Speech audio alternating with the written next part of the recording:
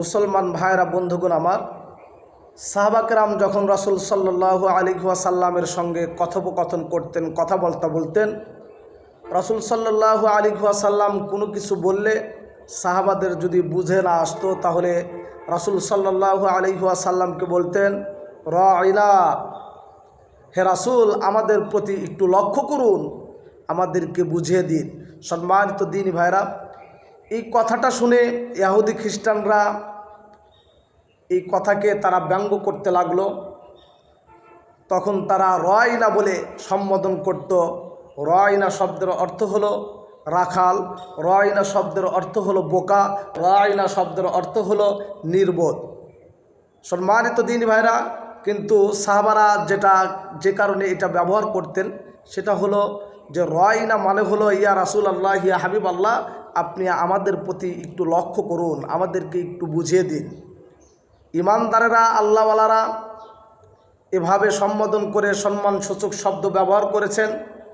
কিন্তু ইহুদি খ্রিস্টান বিধর্মীরা রাসূল সাল্লাল্লাহু আলাইহি ওয়াসাল্লামকে রাইনা বলে অসম্মান করতেন, বলতেন যে রাইনা আমাদের রাখাল, রাইনা হে বোকা, রাইনা হে নির্বোধ। রাসূল সাল্লাল্লাহু আলাইহি ওয়াসাল্লামকে এভাবে অপমান করত, হাসি ঠাট্টা করত, বিদ্রূপ করত। আল্লাহ সুবহানাহু ওয়া তাআলা তখন সূরাতুল বাকারার 104 নং আয়াতে কারিমার মধ্যে আল্লাহ সুবহানাহু ওয়া তাআলা জানিয়ে দিলেন, ইমানদারদেরকে ডেকে বললেন, ইয়া আইয়ুহাল্লাযীনা আমানু লা তাকুলু রাইনা ওয়া কুলু যুরনা ওয়াসমাউ ওয়ালিল কাফিরিনা আযাবুন আলীম। মুসলমান ভাইরা বন্ধুগণ আমার, আল্লাহ পাক রব্বুল আলামিন ডেকে বললেন, হে ইমানদার ব্যক্তিরা, হে মুমিন ব্যক্তিরা, তোমরা রাইনা বলিও না, বরং তোমরা বলবে উনজুরনা, এবং তার কথা শোনো। আর কাফেরদের জন্য আল্লাহ সুবহানাহু ওয়া তাআলা মর্মন্তুদ শাস্তির ব্যবস্থা রাখিয়ে দিয়েছেন। আল্লাহ পাক রব্বুল আলামিন বলে দিলেন যে হে ইমানদার ব্যক্তিরা, তোমরা রাইনা বলো না, বরং তোমরা উনজুরনা বলো, যে হে রাসূল আমাদের প্রতি একটু নজর দিন, আমাদেরকে একটু বুঝিয়ে দিন।